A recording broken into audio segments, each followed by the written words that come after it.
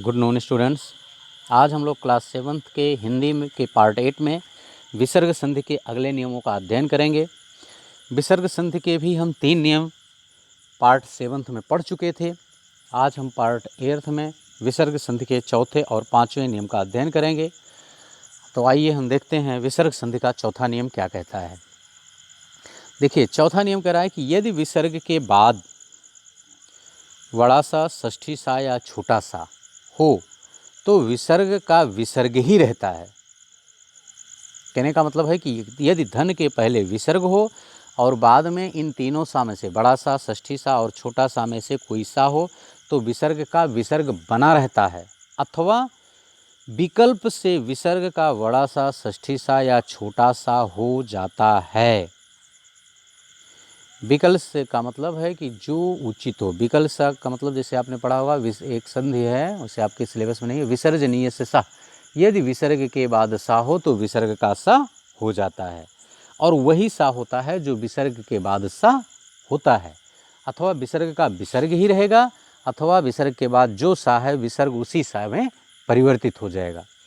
जैसे इसका का एग्जाम्पल देखिए, दुह धन शील। दुह धन शील, देखिए दू के बाद विसर्ग है और उसके बाद बड़ा सा आया है शील में। तो इसकी जब हम संधि करेंगे तो इसकी संधि दो तरह से हम कर सकते हैं। देखिए, पहला है दुहशील, यानी यहाँ इसमें विसर्ग बना हुआ है, यानी विसर्ग हटा नहीं है। दुह धनशील का दुहशील एक हो गया। अथवा विसर्ग के बाद बड़ा सा आया था तो विसर्ग का बड़ा सा भी हो सकता है, तो दुस्शील हो जाएगा ये। ठीक, उसी तरह से हम खा एग्जाम्पल देखें, दुह धन शासन। दुह धन शासन, यहाँ दू के बाद विसर्ग है और विसर्ग के बाद बड़ा सा आया हुआ है, तो इसको भी हम या तो विसर्ग बना के ही लिखेंगे दुह शासन, अथवा विसर्ग का बड़ा सा में परिवर्तन हो जाएगा दुस्शासन। फिर गा विकल्प, निधन संदेह। यहाँ विसर्ग धन के पहले विसर्ग है, विसर्ग के बाद छोटा सा आया हुआ है, तो यहाँ विसर्ग ज्यों का त्यों बना रह सकता है। जैसे हो जाएगा निधन संदेह का निह संदेह। अथवा विसर्ग के बाद छोटा सा आया है तो विसर्ग छोटे सा में भी परिवर्तित हो सकता है, तो ये शब्द हो जाएगा निस्संदेह। यानी निधन संदेह की संधि हम दोनों तरह से कर सकते हैं, निसंदेह निस्संदेह। उसी तरह से घा विकल्प, दुह धन स्वप्न। यहाँ भी विसर्ग है धन के पहले और धन के बाद छोटा सा आया है, तो इसको हम दोनों तरह से कर सकते हैं, दुह स्वप्न और दुस्वप्न। ठीक,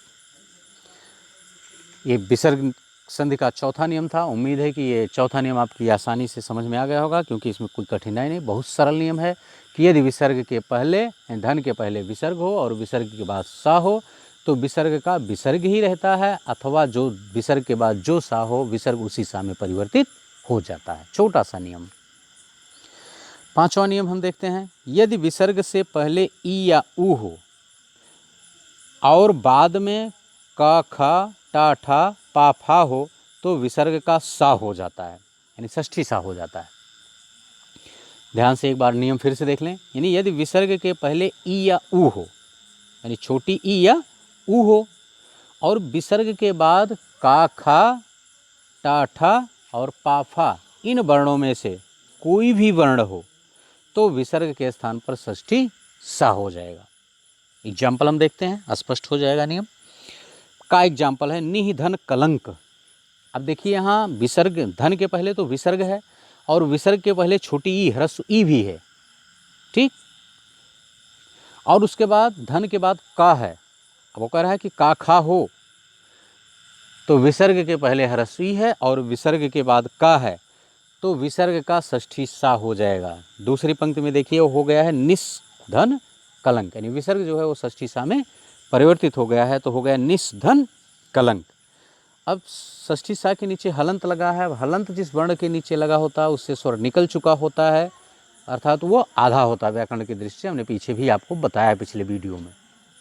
ठीक, तो आधा षष्ठी सा हो गया, तो इसलिए जब हमने उसकी संधि की तो तीसरी लाइन में देखिए वो शब्द बन गया निष्कलंक। उसी तरह से खावर एग्जाम्पल देखिए, निधन प्राण। यहाँ विसर्ग के पहले ह्रस्व ई भी है, ह्रस्व ई यहाँ भी है, और उसके बाद धन के बाद पा वर्ण आया है, तो कह रहा है पाफा में से कोई भी वर्ण हो तो यहाँ विसर्ग का षष्ठी सा हो जाएगा, ये हो जाएगा नि की जगह निस, निस धन प्राण, यहाँ भी षष्ठी सा में हलंत लगा है तो वो आधा हो जाएगा। फिर ये हो जाएगा तीसरी पंक्ति में देखिए निष्प्राण। गा एग्जाम्पल देखें, निह धन कंटक, यहाँ भी धन के पहले ह्रस्व हुई, बाद में का है तो विसर्ग का षष्ठी सा हो जाएगा। देखिए दूसरी पंक्ति में निस धन कंटक, फिर तीसरी पंक्ति में हो गया निष्कंटक। घा एग्जाम्पल, निह धन फल, पाया फा में से यहाँ फा आया है तो निह धन फल, फिर यहाँ विसर्ग के पहले ह्रस्व हुई है, बाद में फा है तो विसर्ग यहाँ षष्ठी सा में परिवर्तित हो गया निष्धन फल, और सा के नीचे हलंत लगा है इसलिए वह आधा वर्ण माना जाएगा। तो इस तरह से इसकी संधि हो गई निष्फल। फिर ये उम्मीद है कि ये दोनों नियम यानी विसर्ग संधि का चौथा और पांचवा नियम भी आपको पिछले नियमों की तरह आसानी से समझ में आ गया होगा, क्योंकि आपकी जो प्रतिक्रियाएं हैं जिस तरह से, उससे लगता है कि आपको कोई प्रॉब्लम नहीं है, आपको आसानी से ये चीज़ें समझ में आ रही हैं। ये बड़ी अच्छी बातें हैं। अब इस पर संधि पर आधारित हम कुछ प्रश्न देख लेते हैं अभ्यास के लिए। देखिए पहला प्रश्न है, निम्नलिखित शब्दों में संधि कीजिए। यह सदा धन एव है तो इसकी संधि करनी है, ये हो जाएगा सदैव। दूसरा सम धन रक्षक, तो ये संरक्षक यानी माँ का अनुस्वार हो जाएगा। उत धन घाटन, उद्घाटन, अगर चौथा वर्ण आता है तवर के बाद तो ता उसी वर्ण के तीसरे वर्ण, उसी वर्ग के तीसरे वर्ण में बदल जाता है यानी अपने के, तो ता था दा में हो जाएगा, ये बन जाएगा उद्घाटन। ये नियम आपने पढ़ा है व्यंजन में। न्याय धन आलय, कट गया है ये, या कट गया है लेकिन कोई बात नहीं है, तो न्याय धन आलय न्यायालय। दूसरा प्रश्न है, निम्नलिखित शब्दों में संधि विच्छेद कीजिए। जैसे संसार समधन सार, खा गिरीश गिरिधन ईश, वेदांत वेद धन अंत, पवित्र पोधन इत्र, निर्बल निधन बल, मनोरथ मनः धन रथ। तो उम्मीद है कि ये संधि आज समाप्त हो रही है। ये संधि पूरी आप लोगों की समझ में आ गई होगी, आप लोगों को किसी प्रकार की कोई प्रॉब्लम नहीं हुई होगी, क्योंकि आपके परफॉर्मेंस से, आपकी जो प्रतिक्रियाएं हैं उससे तो ये लगता है कि आपको संधि में किसी प्रकार की कोई प्रॉब्लम नहीं है। बहुत अच्छी बात है। तो यदि आपने इस चैनल को सब्सक्राइब न किया हो तो इसको सब्सक्राइब कर लें, बेल आइकन दबा दें ताकि कोई भी वीडियो अपलोड की जाए आपके कोर्स से संबंधित उसकी सूचना आपके पास पहुंच जाए। यदि यह वीडियो आपको पसंद आया हो तो इसे लाइक करना ना भूलें और इसे अपने दोस्तों के पास भी शेयर कर दें ताकि वे भी इस वीडियो से लाभ उठा सकें और उनका अध्ययन भी निरंतर चलता रहे। और इसके आगे के सिलेबस को हम अगले चैप्टर को लेकर के अगले वीडियो में पुनः उपस्थित होंगे। तब तक के लिए ओके, थैंक यू, धन्यवाद।